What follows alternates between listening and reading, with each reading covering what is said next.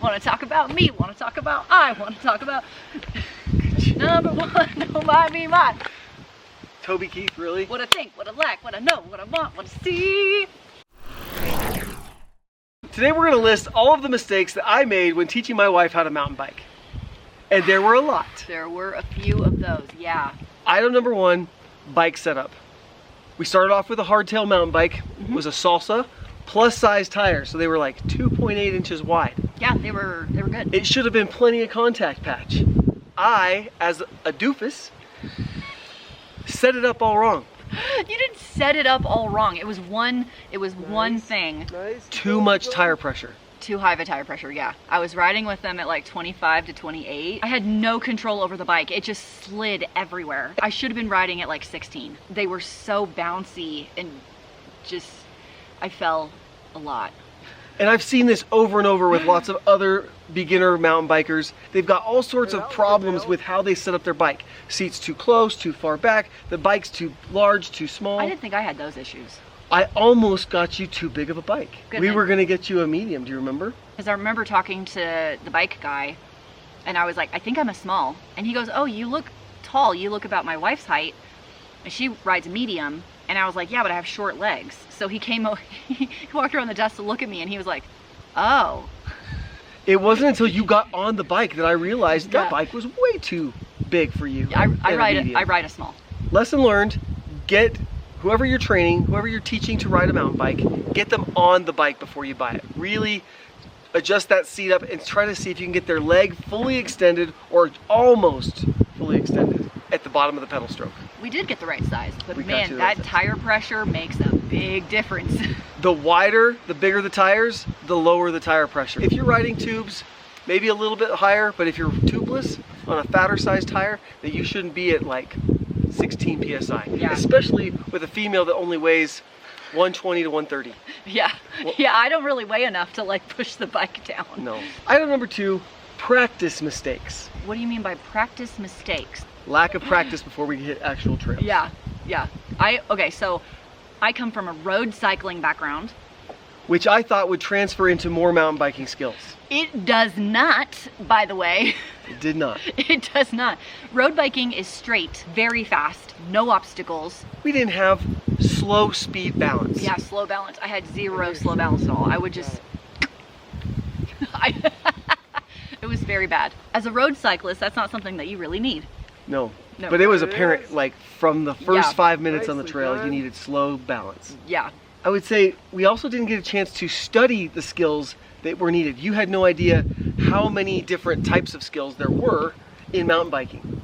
Mountain biking is extremely technical as far as skills needed to perform well.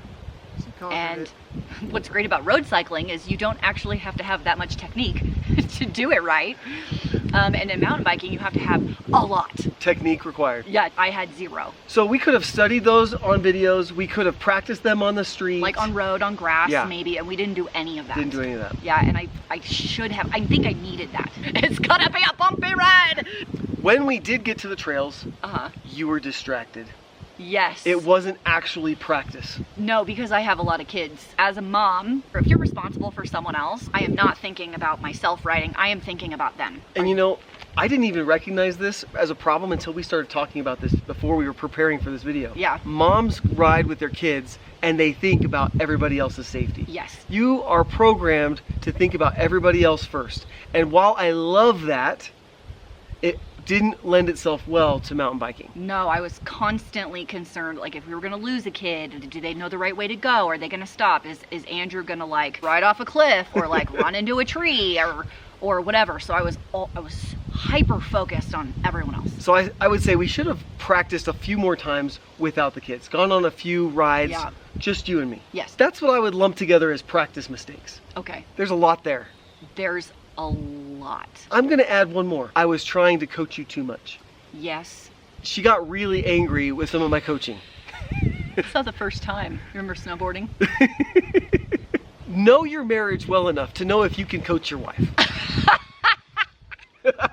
You can be coached by me, but it's only in certain circumstances and only in certain amounts. Yeah, it does not work for me when you're telling me 15 different things to work on and I haven't mastered the basics of slow balance. Yeah. Like that, nothing you're saying makes any sense to me because I don't have the very, very basics. So there should have been a lot more of that progressive practice and training and coaching, and I tried to lay a lot on you. A lot all at once. It was like a fire hose. The first year, what did I go, 3 times? Yeah. And the second year, I probably only went 6 times. I think what was hard is we went so many times that we were just kind of riding together as a family that was, I thought was mountain biking, but we weren't actually practicing hard mountain biking. Think about all the different times we took the kids on the trailer at Harriman or did all sorts of casual riding. And that casual riding did not transfer into the cross-country style riding that we do today. Even my first year that I was riding in 2020 and my second year in 2021, I didn't go that often, and when I did, we tried to do it as a family, and guess who was the sweep behind Ryan, my 8-year-old and then 9-year-old and now 10-year-old? It was you. It's me. I ride behind the slowest kids, so you guys are up in the front having a gay old time, and Ryan and I are 30 minutes behind everybody. Each practice wasn't the same. The progression was so much different between the two of us because our rides were not the same. They were not, even though we were maybe on the same ride. Yeah. I'm gonna say the next one is overestimating your skills. I don't know why you thought I had skills I didn't have, but you definitely took me on trails I was not ready for because I didn't have those basic skills, and so I did not have fun. I am not comfortable with what we're about to do. There's even a sign right here.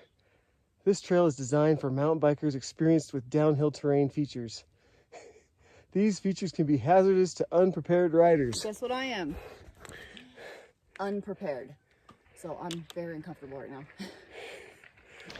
I was angry, not at him, but like I was angry at myself a lot because as an athletic person, nice job. I feel like I should be able to do something like ride a bike. Yeah. And I couldn't, and I would be so frustrated at myself for my lack of ability that there were tears shed of frustration at myself. And I'm like, what is my problem? Like, why can't I do this? You took the older boys a lot. Like, you took Tyler and Andrew a lot. You were such a good road cyclist and such a good athlete in all sorts of other cases that I thought that you would progress through mountain biking like I did. But I didn't ride as much as you. And you didn't ride as much. And I just didn't recognize how much less it was. Yeah, I truly didn't improve that much until this year. And I have to tell you, this year, your improvement has been crazy fast. It's amazing what happens when you actually go ride more.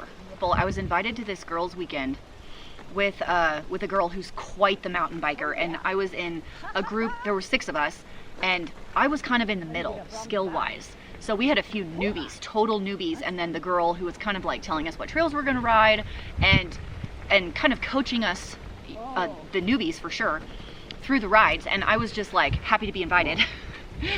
And it was just such a positive experience to ride trails that were actually a little scary. Like there were some black sections on some of the stuff that we did. A lot of us walked them. It was slow, it was patient, it was cheering for one another when we tried something that was scary to us, but it was very chill and supportive. That was such a positive experience for me. And then after that, I had some of those girls invite me to ride just with them, like me and the girl when I got home. So I've done that actually a lot this year without you. Mountain biking is so much fun with friends. Yes, it is. So not having friends to ride with, big mistake for the first couple of years. Sometimes the family's not the right practice, period. Yeah, that's true. That's very true. Riding with other adult women that are really good cyclists. Yes. Mountain bikers specifically. Yes. This year was the first year I've ever been able to ride without kids. Yeah, we're talking about riding with our mountain bike team and with our own children. Yeah, when I ride with the mountain bike team, I'm typically with a slower group and I'm the sweep. So I'm riding quite slow. Yeah, you rode with my group like 2 weeks ago. Yeah. And you, I think you were shocked. Some of the beginner kids are so slow. Yeah. That I realize that you've been riding with those kids every time. So every time. The practices have not been equal by any means. Yeah, so the point is when I'm riding with the adults now is I can actually see how fast I can do a section, which I've never been able to even try before. And there's a few sections of this trail we do all the time. Like some are quite steep, some are very turny. None of them are dangerous. Like I would say these are very easy trails. One section has like a little gravel section on a downhill, but it's short enough and not scary enough that I can try it, and then the next time I can try it faster, And the next time I can try it faster because everybody I'm with is faster than me. And now she's breaking top 10 segments, leaderboard, top 10 every time. I'm in the top 10 of like all of them. Almost all of them. It's awesome. I'm gonna get Queen of the Mountain on the one. Okay, here's one of my last ones. I underestimated your fear. Dude, that was true. Over the past 20 years of our marriage, she's been afraid of heights the whole time. We've done rock climbing together. We've done all sorts of things, hiking, rock climbing, mountaineering. She still hasn't gotten used to heights. No. I didn't know, between the fear of heights and the fear of like falling off the bike, I didn't recognize how bad it was going to be on a bike. I have a very healthy fear of heights. And having my tires overinflated, so the bike's bouncing around and it slid out from under me and I have no traction, I then was scared of the bike always being out of control. So when you put those two together, like my fear of heights and then I don't trust my bike or me on the bike, and you do a trail, like a single track with exposure like this, that is, like, I sat on the side of a mountain and cried one day because I was too scared to ride my bike. There were no obstacles at all. There were no rocks, there were no roots, and I just, like, I don't even know where you went. You didn't even see that I had stopped. But I like planted my butt down and cried. So I overestimated your skill and I underestimated your fears. Yes. And those should have been addressed way sooner. Yeah, I think so. What's great about now is because I do trust the bike and myself on the bike, because of the increased skill level, I don't think the height or the exposure of that particular trail would scare me in the same way. Yeah. Because I would trust myself to ride in a straight line with no problem. So I still don't choose trails anymore with big exposure. No, I don't like them generally myself anyway. I hate them. They make me so nervous, especially if we're taking the kids. I cannot settle down if the kids are with us. The bike setup affected your trust in the bike, which affected your trust in yourself and your trust in the trails. It translated to everything. Yes. It trickled down, right? So that bike setup for me is one of the #1 things that I think I did wrong. Oh, okay. Because once you have trust in the bike, then you can actually work on the skills. But if you don't trust that bike... I did not trust my bike at all. I don't know how you work on skills if you don't trust the bike. Yeah, it was not successful. But today, it's a totally different story. You're riding a full suspension mountain bike. You're riding downhill trails at the ski lifts. That was so fun. Whoa! Woo! Wow! Woo! Woohoo! That was gnarly. Dude, these berms are sick. You're shredding, you're breaking into the top 10 of segments on Strava. Yeah. That's a huge improvement for one season. And by the way, we're only halfway through that season.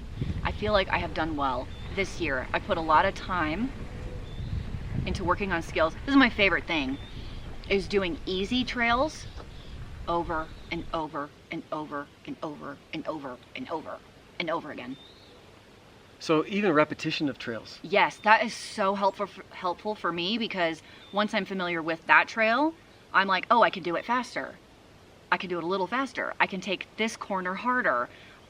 This gravel section, maybe I could just roll on through that at top speed. I've been fine so far. I climb better. I take obstacles better. It's so easy to have that wanderlust to try all these new trails. Yeah. But sometimes the best thing for a newbie is to just keep repeating the same trails over and over until they're super confident. Yeah, because the confidence will translate to a harder trail quickly, I think. And I don't even know if it's the difficulty so much of the trail so much as the repetition, the getting to practice those skills on familiar ground. Yeah, I'm really enjoying it right now. Yeah. It has been a really fun summer for mountain biking with you. It has. And we've got a lot of summer left.